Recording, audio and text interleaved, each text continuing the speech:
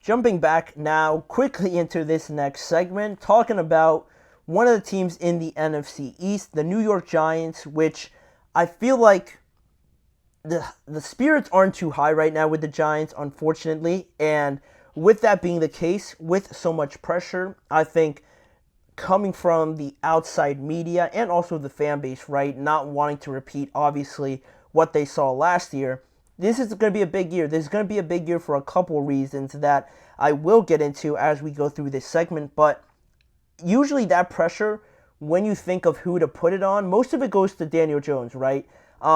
Rightly so, unfairly. You guys be the judge of that. But I think most of it does go to Daniel Jones, right? The volume does favor Daniel Jones more often than not. And some cases I've been on here, criticizing Daniel Jones for the decision making and just the poor quarterback play. But other times, it could just be down to other prior decisions that were made with the roster, the game planning, and everything that, potentially put Daniel Jones, just this entire team, in a bad position. So you can win if nobody, or if more than a couple people aren't on the same page.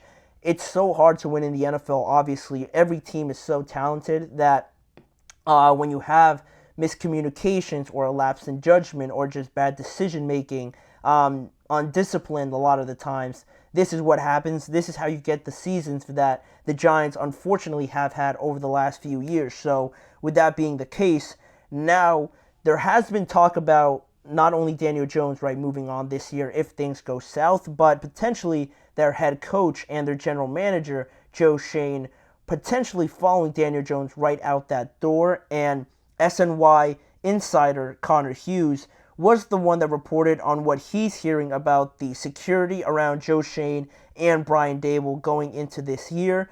Connor Hughes mentioned that the Giants are not actively right now trying to fire Brian Daboll. They are not evaluating him as being on the hot seat as of this moment. Owner John Mara believes that Brian Daboll is suited for this job. He wants to give him a chance to show some growth, show some improvement from a disappointing year in 2023. But that doesn't mean that Brian Daboll is still not feeling the pressure on his own. Reportedly, Brian Daboll isn't naive to the fact that there is pressure this year. Connor Hughes goes on to say, I heard from several sources this offseason that Brian Daboll was openly telling people he knows what could happen if things go south. That's among the reasons he took the play calling duties back. He's not getting fired with someone else calling his offense. And if you guys weren't aware, it's not going to be Kafka calling the plays for the Giants this year. It is going to be Brian Daboll, like Connor Hughes said. And that, run of action, that run of events does show you that, Brian Daboll, he's not just going to sit around and pretend like he's not on the hot seat, right? Each and every year is huge for these NFL teams, right? You can't have, let alone just a couple of bad losing seasons, to be on the stretch that the Giants have been on. It's unacceptable, and obviously Brian Daboll knows how this business works. He knows how winning is ultimately the biggest factor. So he's going to take action. He has already taken action by being the play caller this year. And not only that, if you really think about it, by him calling the plays, and when someone's calling the plays, when you see everything break down in the context of everything with different camera angles and all of that, a lot of the times you can really tell, if you go back and look at the tape and everything, when it is just a bad quarterback decision, when it is just bad quarterback play, or when the offense just isn't working, right? An example last year, I watched a lot of it as a Steelers fan, the play calling, how the offense was trying to get open, was trying to operate under Matt Canada. It just wasn't working with the talented players that they do have. And the Giants do have good players, right? Malik Neighbors coming in. Wan'Dale Robinson is another one, underrated receiver for them. Jalen Hyatt as well. Slayton as well on top of that. They do have good players on their roster. And when you see the difference, when you go back and look at the videotape, the tape and everything, you can see when the offense just isn't scheming, isn't getting itself open, or when the offense is getting receivers open, but the quarterback is making the wrong reads, right? That becomes pretty evident. And I think, by Brian Daboll now taking the responsibilities upon himself, now I think not only does that, bring some more emphasis, some more urgency, some more control for him to have a better year this year, but also preserving his job a little bit, right? Like I said, if he's calling good plays and just Daniel Jones just isn't delivering on them, it will become pretty evident, and he'll be able to salvage his job off of that. But also, talking about salvaging jobs, Connor Hughes also added that Joe Schoen isn't 100% promised the 2025 season if, again, the Giants don't win some more games. Connor Hughes said, everything and anything is still on the table if this team wins just 3 or 4 games. The fans, the outside media is not happy with the makeup of this roster, and the general manager is a big part of making those decisions, contract extensions, free agency, and all of that. A lot of it falls on the general manager, right? But also, the head coach and how the organization goes about handing out contracts and all that stuff. But really, it is the general manager as the face most often than not when these decisions are being made. And I think once you saw, Hard Knocks, as much as you want to take that in terms of seriousness, how accurate those scenes were, you did see a lot of it. I saw a lot of it that I really didn't like from Joe Schoen and how they went through their evaluation and the whole thing with Saquon, obviously, now looking like this decision to extend Daniel Jones over Saquon, how it all has blown up in their face pretty much. At some point in time, you got to look at Joe Schoen and think about these decisions and whether or not you can live with them going forward. And now, with all of that being the case on Connor Hughes' report, you think about the question, are they both on the hot seat? I think they both can be on the hot seat. If you're looking at the three of them, right? Daniel Jones, Joe Schoen, and Brian Daboll.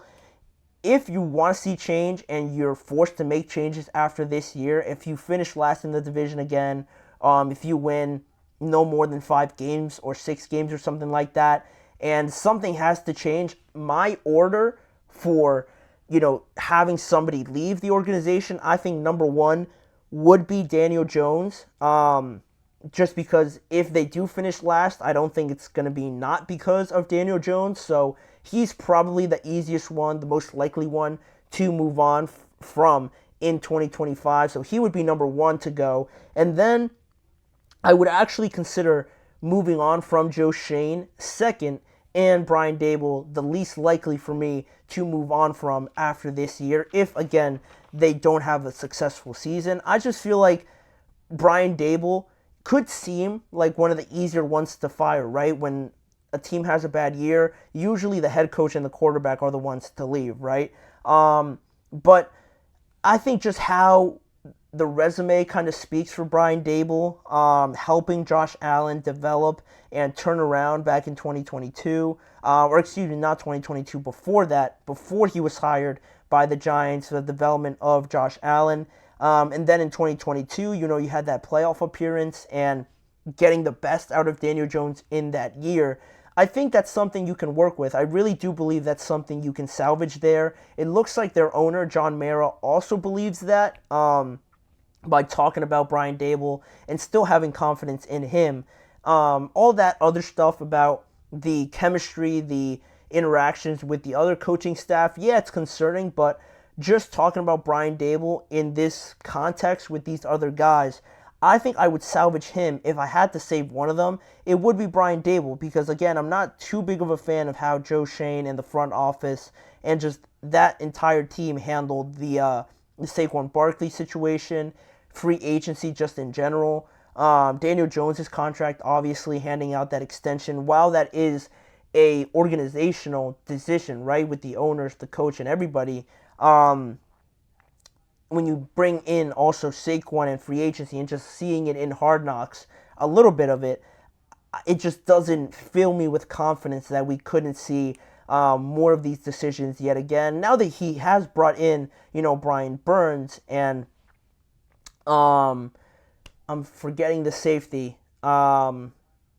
His name's escaping me, but the defense is looking solid. You know, you bring in Brian Burns as one of your biggest free agent acquisitions. You brought in some also pieces on the offensive line, so he has done some good things. But overall, if I had to pick one, I don't want to move on from Brian Daboll. And if you think about it, big picture and everything, this team to me can't restart and scratch down, knock down the entire thing once again and say, fire 2 out of the 3 of these guys, because if you reset everything, you know, you have to go and look for a new head coach, maybe a new general manager if you get rid of him, a new quarterback. That's the last thing you want to do, so you're going to have to preserve one of them.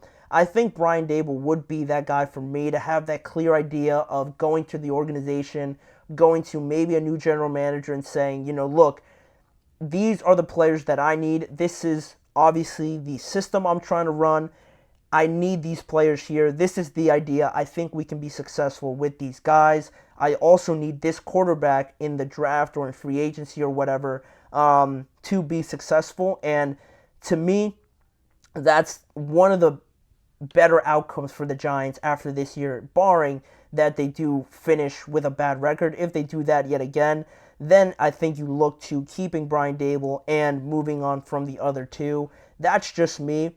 It is a hot seat technically, but I wouldn't get rid of him as the most likely candidate to leave. If I'm the New York Giants, I think Daniel Jones definitely is the main candidate, but Joe Schoen should be above Brian Daboll in the cut order, the release order, if you will, for any decisions that need to be made by the Giants. But let me know what you guys think about that and the entire situation with the Giants. I'm very interested to know what you guys think, but we do have one more segment to get to, talking about the divisional standings, my predictions for how the AFC South is going to finish. The Colts, the Titans, the Jaguars, and the Houston Texans. A lot of change in this division. We're going to try and predict it to the best of our abilities right after this break. We'll be right back.